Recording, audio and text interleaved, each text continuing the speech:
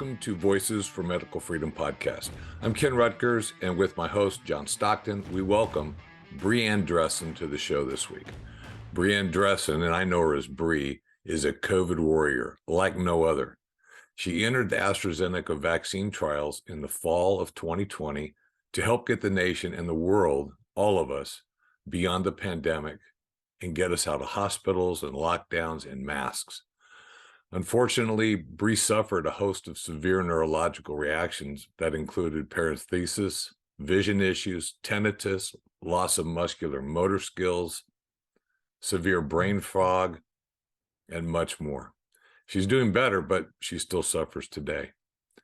Bree co-founded C19vaxreactions.com to help the vaccine injured get their voices out in a ghosting cancel culture where Facebook and other social media groups were canceling people. It was really their only lifeline. And for others who felt isolated and were getting gaslit by doctors, so they knew they weren't alone. She recently, a year ago, she co-chairs React 19, which is a nonprofit that helps to raise money to do research and provide grants for studies to try to find a solution for the vaccine injured and to help offset or pay for medical expenses on a needs basis when medical help is not being paid for by insurance companies. My wife and I first met Bree in Milwaukee, along with 3 other women and a little 12-year-old girl named Maddie DeGarry. It was an invitation by Ron Johnson to help them share their vaccine injury experiences in hopes of being seen, heard, and believed, so that they and thousands of others that have been injured could find health and a remedy beyond their injuries. Bree, welcome, and let's start off by take us back to that press conference of almost 2 years ago now. Really, the first time the vaccine injured had spoke out into the cancel culture. We all invested our own money to get there, right? And we thought that we were going to go to have our voices heard and for the American public to hear what could happen with your vaccine, and that investigations would start, that help would come, that support would come, that people's hearts would be opened to this concept of another population of people suffering in the United States. And what happened after was actually the opposite. We were, instead of received with open arms, we were cast aside, we were abused, we were called anti-vaxxers, we were actively suppressed on social media, in the mainstream media. Well, but you all said, every single one of you, all 5 of you said, we're pro-science, we're pro-vaccine, and yet you got arrows of being anti-vaxxers, and what gives with that? It's kind of astonishing, right? I mean, it's something that we all had to learn what the media is actually capable of by walking through it ourselves, and to see what they actually do show versus what actually is going on. And it's kind of amazing that you can take a handful of people that really did have a serious reaction to a pharmaceutical product, put them on TV, and they themselves say, I received this pharmaceutical product of my own free will, and then call them an anti-vaxxer or pot stirrer or all the other ththings that we've been called. Yeah, but John, it was amazing. So we're at this press conference, and John, you've been, in the locker room in the NBA where you got all the cameras, and you and I are kind of used to it, but you had these 5 ladies that and you've got 3 or 4 cameras, and you've got the camera people and the broadcasters, and you got probably another 6 to 8 of typists that are print. John, it was pretty amazing to see what happened, and they're telling their stories about 4 or 5 minutes of their own personal story, and tears should have been flowing. A couple camera people, you could tell they were teared up, but the newscasters, they were stoic. A lot of them look like, hey, it's time to get home for dinner. They asked. Go ahead. Well, it doesn't really surprise me. It's, I mean, you're telling your own story, right, Bree? And you're telling your own story. Who can tell you you're wrong with your own story? And I've read a little bit about your history. We've talked a little bit. You're not a penny waste. I mean, there's a little toughness. You're an old gymnast. You know, injuries coming off the balance beam and off the bars. I mean, you know what your body's supposed to feel like, and you know your body. I mean, that's a characteristic of all athletes. I think you know how it works. You know what you can play through. You've done that, and now here you are giving your own with your own voice, saying what you went through, and you're not soft. So I find it actually a year ago I would have said I can't believe it. Now I say, well, it makes perfect sense. They don't want to hear that story. It's very obvious they don't want to hear it, right? And we didn't just stop there, right, Ken? I mean, that was just the beginning, was what went on with Senator Johnson, giving us a voice. And it's incredible that he did that, because after that, he got more arrows than any of the rest of us ever could have, right? I mean, they ripped him to shreds. Oh yeah, I mean it was a political hit piece from the very beginning, right? And then from that, and Bree, you were posting hundreds, almost I think had within 4 months had almost 1,000 stories of people that had been injured, and we were placing them into Facebook groups so that they weren't isolated. We were doing interviews. I ended up interviewing about 3 nurses who were telling the public what they were really seeing at ground zero. And then by the end of summer, I'm back coaching football and back at work. We're all kind of burnt out, but you start, regardless, you start React 19, and tell us about why you shifted from, because you were posting all these stories about people whose it was important for them to have a voice, and C19vaxreactions.com provided that space for a voice in a culture of cancel and ghosting these people. But you shifted from that to React 19. Tell us why you shifted and what React 19 is. I mean, at the time, at the beginning, we thought that just sharing our stories and our truth was going to be enough, right? But it became very obvious as the summer marched on that that wasn't going to be enough to get people better. And it's great that we have this website. It was incredible traffic. I mean, you probably remember right when at the peak, it was like 300,000 views a week. And then Google found it and killed it, right? And so we realized that to get people better, we had to move beyond just telling people sad stories. We really did. There was no one coming to save us, right? It's very obvious at this point that the NIH wasn't going to help us, the FDA wasn't going to help us. So we had to do it ourselves. And by doing that, we had to do it legal. So we set up a proper nonprofit organization so we could actually advocate for the injured, figure out research and treatment protocols, and even provide them financial support for their medical expenses. But that all, that's a huge task to take on, especially for a small handful of sick people. Yeah, well, let's face it. I mean, the first thing is the government should be, I mean, part of me is like, hey, if you break it, you fix it, right? So if you break people with your policies and programs, then you're responsible to fix us and not, fix the people that have been damaged. And I love what Senator Johnson said early on in this journey, is you and a lot of the people in the group, you were like, hey, our way out of this COVID this pandemic is to go to war against it and get the vaccine and get everybody herd them. All the things you were told: mask up, so isolate, get your vaccine, herd immunity, and we can beat this thing and get back to our old lives. That was kind of the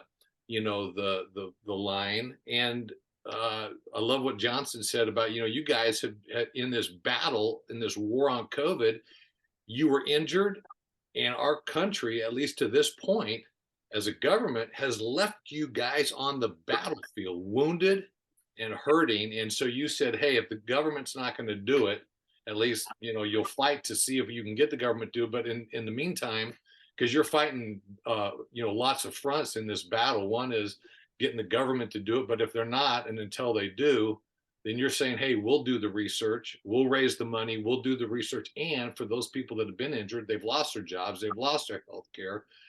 You recently, paid to get some IVIG treatment for a little, like an 8-year-old girl that was in a wheelchair, and she's walking now, on the road to recovery because of the efforts at React 19. But then you guys, you're just a glutton for punishment, Bree. You went and you put together what in November you did like a injured roundtable with John. What would tell us about that? Why'd you do it, and what was that like? Well, this will be interesting because I'm kind of curious what John's input would be, or what his takeaway of this was, because so the November 2nd event, I was approached by Peter Doshi. He's the editor at the BMJ. And he was kind of astonished once he caught word of how many of us there were. He's like, you know what, we really need to pair your stories with science. I said, yes. So we approached Johnson, and Johnson said, yeah, let's do this. So we had this conference in DC a little over a year ago, and it was one of those things where we sent it to anyone and everyone. We made it as neutral as we could. And these professionals were very well accomplished professionals. I'm talking like physicians who have been cited more than 69,000 times for their research, pediatricians that have given hundreds of thousands of doses of COVID, or not COVID vaccines, but vaccines in general, pharmacovigilance experts. I mean, the former head of the equivalent of the AMJ and the or AMA, it's the American Medical Association, but for the UK. So it's not like we just brought in just random people. And still even with these people bringing their research and all of these injured bringing their truth, it ended up on YouTube for a while, ended up on Rumble. Mainstream media did not pick it up. Fox didn't even pick it up. And so I don't know, maybe John saw that. Maybe I'm curious what people that were not following this as close would have thought about what we were trying to do, because we were trying to take it to the next level to say, look, we're not just anecdotes. We're not just stories. We're not just hysterical people. This isn't in our head. And so we brought the science, and still we didn't get anywhere there either. So.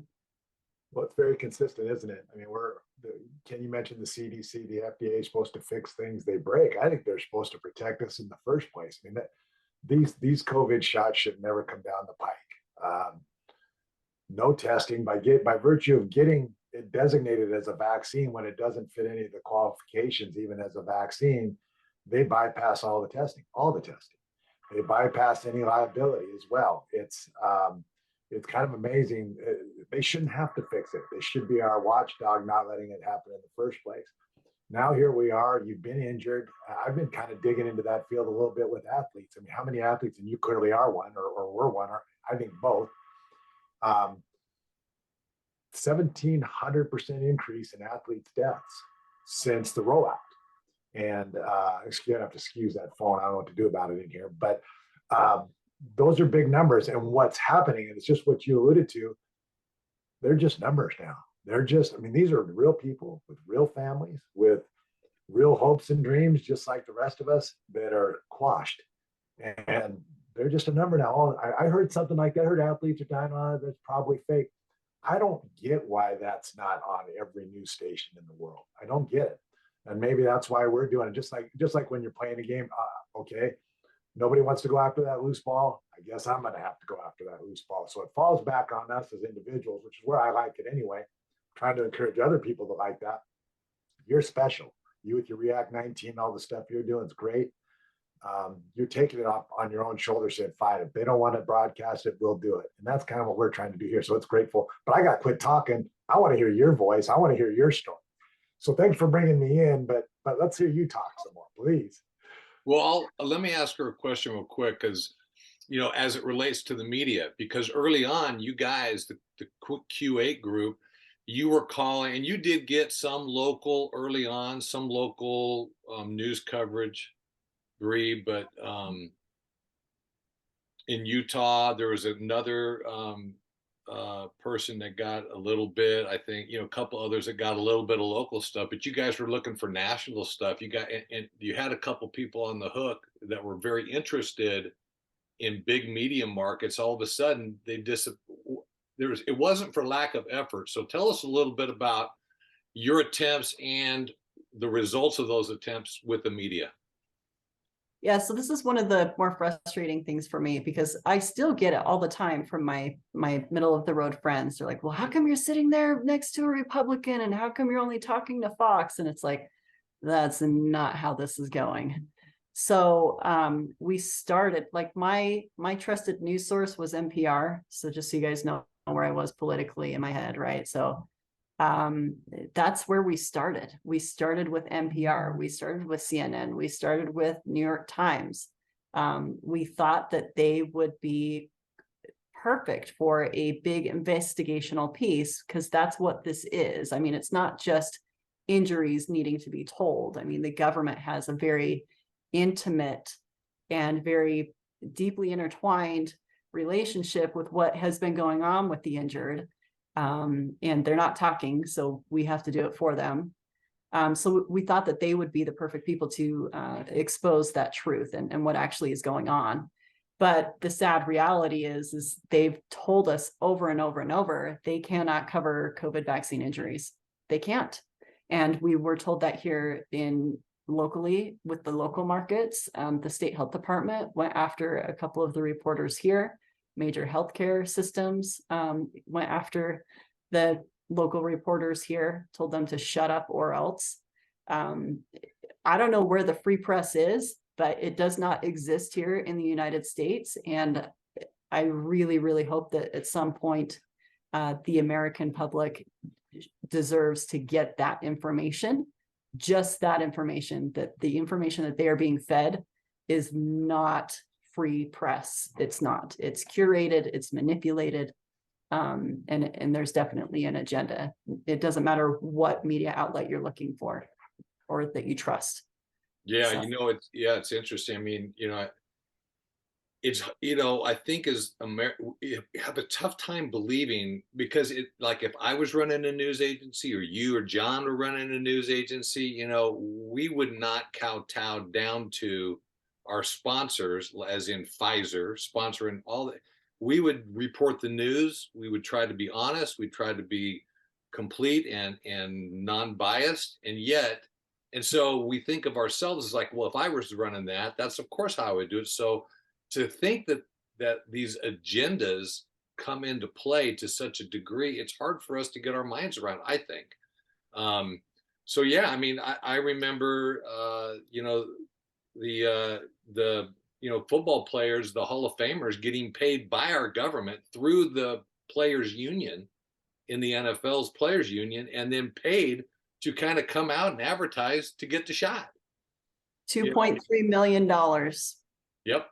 Yep. And they were, you know, I was like, man, and there was a lot of guys I knew that I played with.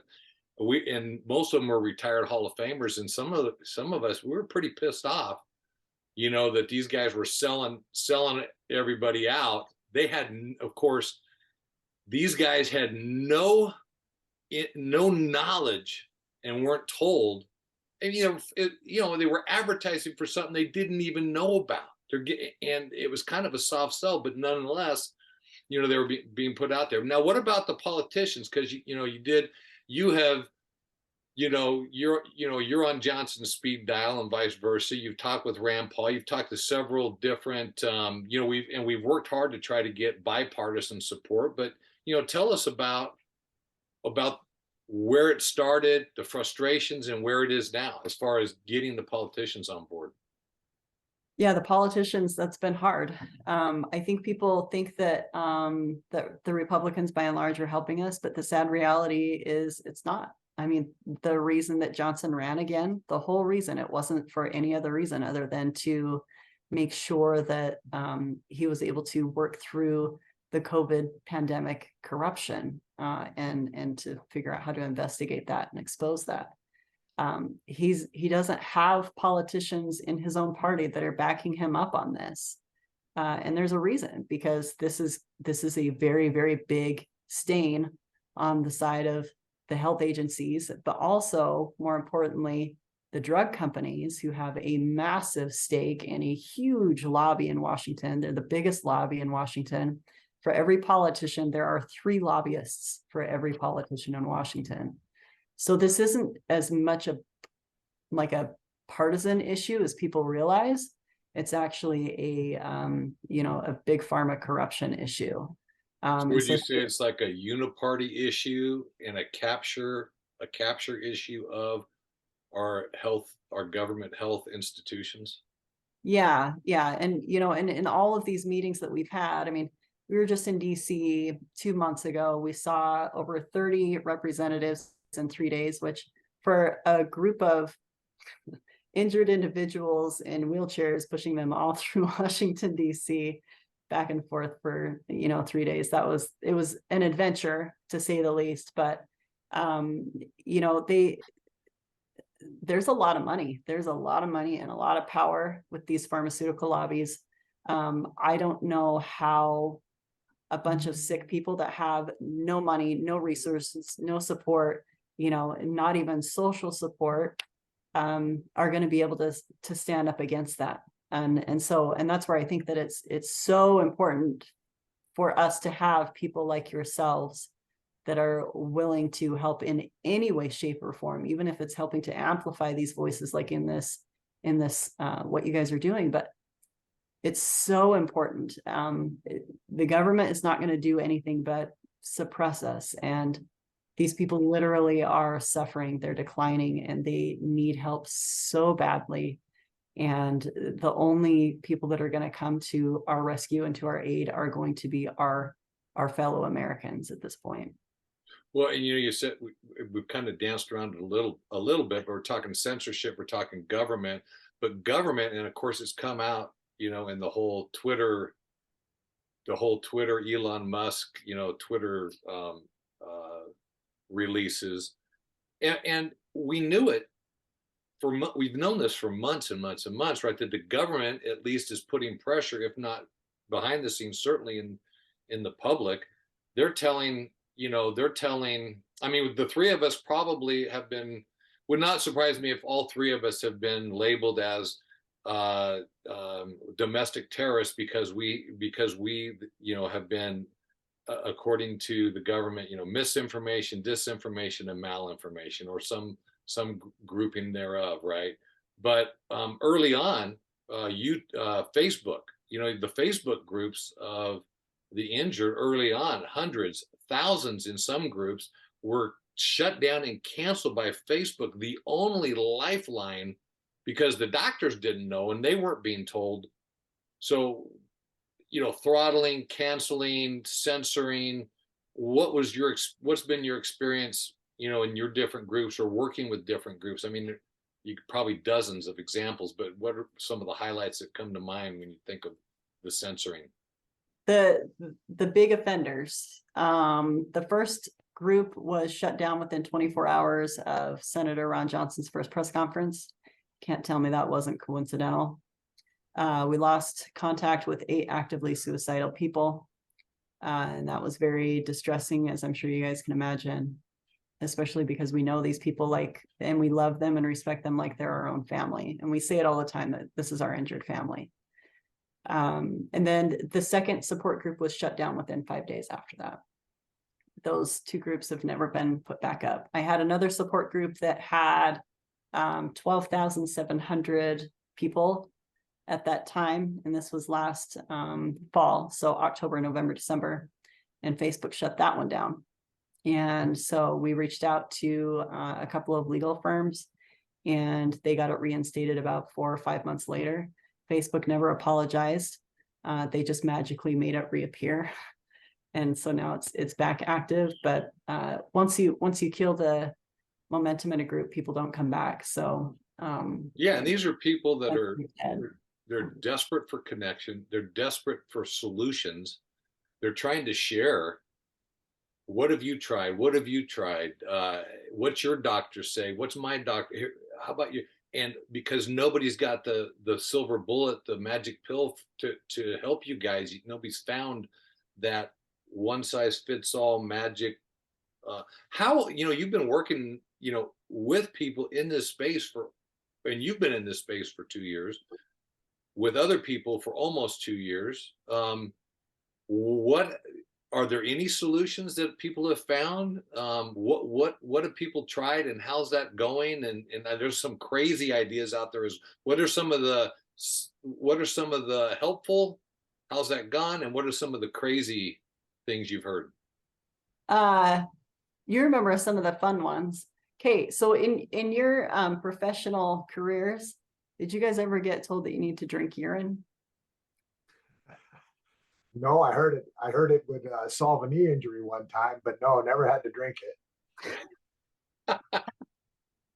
Well, Yeah, I know that there's some crazy, there is, yeah. So in sports, you're trying to solve, so you're trying to get, to the top levels, there's crazy stuff. But but you've been in this space with people that have been injured, they're desperate, they're bedridden, they're in wheelchairs, they've got numbness on their entire body, on the paresthesias, shaking. There's all kinds of heart issues. What do you hear as far as things that have worked, and to what degree, and things that are, you kind of hit the crazy drinking urine, but there's all kinds of crazy stuff. I mean, I don't know to what degree, but like extracts from grapeseed and dandelion and certain types of lighting, and I saw yeah. I saw something somebody sent me the other day, right, with a shirt, that if you write these numbers and these symbols, and you sleep in this shirt,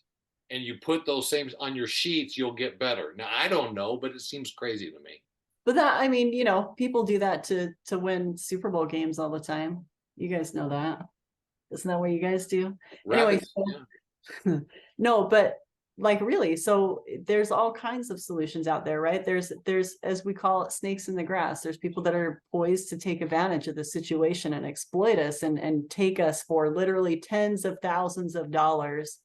We have people that have put themselves across the country because someone promised them that they could cure them, and they've cured so many people before. They put all of their savings into this magic treatment, and it doesn't work. So then the person's left broke. They go back home and they're still declining. So yeah, but at the same time, we still need people to try things and to figure out what's actually going to work. The NIH, when they flew us out, there were a couple of key things that they told us, which they still have not told the public. And one, early intervention is key. So if you have an issue and you land in the ER, you are going to hope that the ER is going to be equipped with the tools to help you and to stop the cascade of your symptoms, right? And the knowledge, and just knowing that these neurological and other injuries exist and happen, right? It's like, which is surprising to me, because it's like, hey, nobody, it's not a secret that people have peanut allergies, right? And we know how to treat it, we know how to study it, and the medical community knows it. Why has our medical communities not been given this information, Bree? That's a good question. That's what I asked the FDA yesterday. You asked the FDA yesterday. How do you have a pipeline? How is that? I can't ask the FDA. I don't think John is, can get. How in the world? What is your relationship? Tell us about your interactions with the FDA. I think they would have listened to you guys better than they did me, to be honest. I don't think so, but so yeah, so we started working with the FDA after we were connected with the NIH, right? I mean, the NIH, they did everything to us. I mean, we were guinea pigs. They tested us, they evaluated us, they gave us treatment, and then they tried to deny that we were even there. They treated people privately, one-on-one with their physicians all over the country in secret, because the public still doesn't know that. And that knowledge that the NIH gleaned from treating all of these patients, it's still, that information is not public. So we've been pushing with the FDA and asking them, okay, look, we know what the NIH knows. We know the information that the FDA knows because we've been working with them for the last year and a half in depth. We've given them contact information and research for very prestigious institutions, Stanford, Yale, Mayo, all of these institutions that people do trust to provide cutting edge knowledge and information on new diseases as they come out. And still the FDA denies that these are real, but to us privately, they acknowledge that they are real. So the line that they have been feeding us privately, both at the NIH and at the FDA, is a completely different line than they have been feeding the public. The public has been told that it's safe and effective, right? And that myocarditis is mild. And that, if you die, that it's extremely, extremely, extremely, extremely rare, right? But in reality, they have acknowledged these issues to us privately, repeatedly, and they obviously fail to remember that they've put this in writing in emails. And so we take all of that evidence and we ship it off to mainstream media. They all have it. So I need people to understand your trusted media outlet has this information and they have chosen not to run it. So that's why we need you guys. Wow. Okay. So, well, let me get this straight. So, well, and I remember Denise Hertz, right? Which was, she was kind of the first one, kind of the grandmother. I hate to say grandmotherly, but, she to me feels grandmotherly, and she's a gastroenterologist, right? And she was injured and she got a hold of somebody within the umbrella NIH in January of 2021, the first rollout of that year. So it was, okay, so my husband reached out to the NIH January 11th, 2021. And your husband, the PhD biochemist who works in the DOD, and I'm guessing because he can't, if he told me he'd have to kill me, that's how secret his job is. But I'm guessing based on his education and that he's doing something with defense, bioweapons, something like that, right? So he knows his stuff. Well, and that's also what gave him, a little bit of a direct line to contact these people, right? So that's why we were able to start that communication with the NIH. Dr. Denise Hertz came in right after that in February of 2021. There's an email with Dr. Hertz, the heads of the FDA, heads of the CDC, Albert Bourla, and the NIH in March of 2021, and they are acknowledging to her that neurological reactions are happening. They ask her to stay quiet for 2 more weeks so they can figure out what it is and disclose it to the public themselves. And obviously they didn't. And then instead of actually helping us, they decided to suppress us. They got all of our information that they wanted, and they decided to try to hide us, which has been successful, but because of people like yourselves, I don't think it's going to work. I mean, it's tragic. We just had 3 suicides in the last 3 weeks, suicides of people that have been injured because they're like overwhelmed, they're done, they're depressed, they're hopeless. No, it's not even overwhelmed and depressed. It's literally so. And I had to cope. I had to learn how to deal with this. And so sorry, but this can get a little dark. But so, I had to deal with this myself. My body feels like it's being electrocuted all the time. It's the first thing that wakes me up in the morning. It's the last thing I feel before I nod off to bed, right? There is no sitting on the couch to unwind in the evening. I sit down to unwind and I am reminded that my body is fighting itself all the time. My ears, they're screaming all the time because of the tinnitus. My GI system is messed up. I can eat 5-10 things.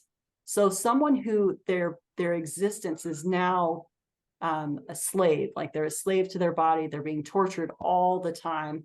There's no break. There's no one to answer for it. There's not even one single person at a government level that will look at them and say, yes, this is a COVID vaccine injury, or even their family member saying, I'm sorry this is happening to you. I love you. So when someone doesn't get even that small amount of validation, they're in a constant torture all the time. It's extremely hard to transition to accepting that your life is never going to be what it once was, and to force yourself to exist like that. So people that do see this as an out, that they end it. And the FDA knows about all these people. They know about the constant torture. We have told them all of this, all of it. I can't even imagine. I mean, the fact that, and you said earlier, right, that the key to neurological injury. I mean, you just think of a stroke, right? And what do they say about a stroke? The faster you can get on it, the faster you can do rehab, the better chance you have of recovery, or at least getting to the best level you can. And they're covering this thing up. This is, I mean, it's crazy to even be in this space where you're thinking conspiracy, cover up, and yet you heard it firsthand. And to even tell anybody, it's like they don't believe it. But so what do you say to that? Had I not had a front row seat to the shit show, I would not have believed it myself. There is no way I would have believed any of it. I very well could have been the jerk that would have been on the internet saying, well, my vaccine was fine, but because I know what I know, and I have seen the active suppression through the media, through the medical system, through the scientific community, and especially at the government level, I can without question say that it's 100% true. And it is very concerning for the direction that this country is headed. I'm very concerned about what the next generation is going to have to deal with and face.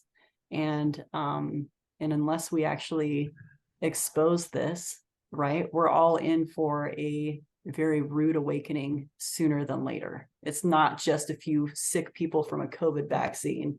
This is far greater. What's happening is exposed a far bigger issue than just a few small people that are sick. So true. I have you guys looked into, Bree, with the React 19?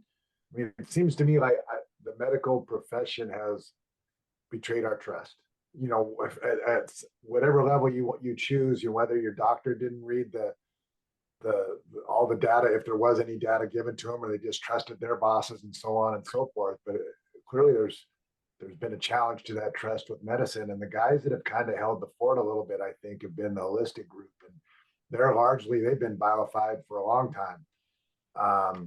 They've been the chiropractors, for example. We had Dr. Bueller on here the other day who said that the AMA intentionally tried to get rid of them, not kill them or anything like that, but get rid of the practice of chiropractic. And my question to you is this: is they've been holding the fort. They kind of stayed open when when all heck was breaking loose with the disease, because they're treating the whole organism. They're treating the body. They're not treating COVID. They're not treating a boo-boo. They're trying to improve your overall health, your immune system, your whatever systems. And do you guys reach out to that group as well, or are your solutions strictly through medicine? We've learned that allopathic medicine is not the only way. We definitely work with naturopaths and chiropractic type measures. It seems to be a very healthy marriage between the two. My own path to recovery has been IVIG, but also just, like any athlete, it's, I've had to dial down my diet and make it super clean, super healthy, do a lot of things, like with beet juice, another thing that athletes do to increase oxygen and nitric oxide. But that also has dramatically reduced my neuropathy. But then also, sadly, we do have to have, especially for some of these more severe conditions, we do have to have a solid set of allopathic medicine practitioners, behind us. But the problem is that those are the ones that gaslight us. And so it is nice to have the more holistic providers that can help counterbalance that and provide us those things that we need to kind of put those, help us restructure the cells so they can function better. And then as time goes on, those malfunctioning cells theoretically will die and hopefully be replaced with better functioning cells that are given the right nutrients that they need. So yeah, I see a marriage there as well. I mean, it's the problem with the allopathic care is they don't honor or respect the holistic care. I think there's a time for everything. And there's a time where boy, if you can fix this with a little medicine pretty quickly, I think it's not a bad idea. You stop the cycle, for example, with an antibiotic or whatever. But you know, in the long run, I think the key to health is that one single organism. It's everyone's different, and what does that organism need to make itself healthy, top to bottom, so we can fight these viruses or whatever bacteria, whatever comes down the pike, a little bit more easily. So hopefully, this whole struggle, it comes down to that. When this first broke out, nobody was allowed to fly unless you were vaccinated. I said, listen, it's going to take all of us going out to the airport today. We lock arms, said, we're not flying, nobody's flying. And it sounds ridiculous. I didn't really mean it, but it's the truth also. We need to lock arms with you. You need to lock arms with everybody else. And we're not a minority. We feel like we are, but you've spoken out, as have I. When those arrows start coming, they're pretty small, and they're coming from a small group of people with a big mechanism by which they can broadcast it. But everybody I talk to on the street saying thank you. Everybody I talk to on the street saying, boy, I agree with you. Thank you. Thank you. So we're not in the minority. We really are. And that's the message I like to get across. And maybe hopefully that gives you a little more confidence as well. It does. And I really do want to tell you guys thank you, because without you guys, we really are just a bunch of sick nobodies. And so I think it's so, I mean, it's big, especially for people that aren't injured, to be willing to see us and to help us. I think it's something that people don't realize how rare that is, for someone to have that level of compassion. And it's something that, no, we can't do this alone. We can't. I mean, our bodies are, they work at like 40-50% on good days. You know, and I laugh, but I mean, the reality is very, very scary for these people. And so we really do need strong and dedicated voices to carry this message forward.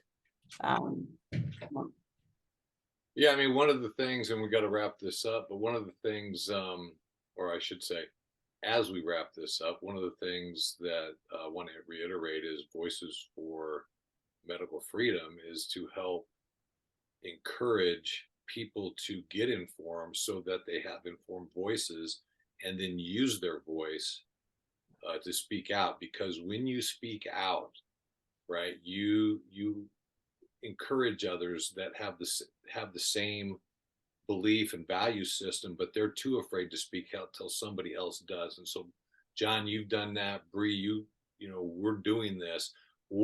So Bree, for the listeners out there that are listening to the podcast, what would you tell them? I'd tell them to make sure that you make informed decisions, and make sure that that you stick with your gut. You know, if you feel like the government's lying to you, they probably are. And to make sure that for us to be able to get out of this, we're going to have to do it together. And that means that we can't be siphoned off into separate silos. We have to come together. We all need to be working together, figure out what that singular message is and what you truly believe in, and stick with it. The future generations, they're depending on us to make sure that this works out. So yeah. And then, you know, another thing is, if you have someone that's questioning something, I mean, they're not a bad person. It makes a lot of sense to just sit down and listen to them and figure out why they think the way they do. And I think that we all can realize pretty darn quick when we sit down and listen to each other. If we do more listening than we do talking, we learn a lot about each other and realize that we're actually not that far apart on perspectives. So. Well said. Well said. John, do you have any comments or questions for the good of the order before we? I'd love to talk to you forever. I mean, and maybe after the show, would you ever do this again, Bree? I mean, I think there's a lot left in this well to cover. We try not to go too long, and I know everybody has schedules, but would you ever consider having another conversation with us as this progresses? Oh yeah, absolutely. I would love to. I mean, there's different topics of this that really need to be, you know, we need to drill down on. We just barely glossed the surface on a lot of really complicated issues. So yeah, anytime. Maybe we should do it sooner rather than later. You just look like a volume library of information that we should be we should be calling out of you as much as we can. So thanks for joining us. It's been great.